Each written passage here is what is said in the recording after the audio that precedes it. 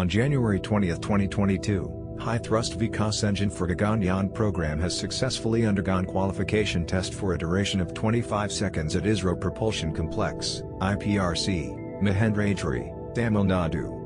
With regard to the VIKAS engine qualification for the Gaganyaan Programme, 2 engines have already undergone tests under nominal operating conditions for a total duration of 480 seconds.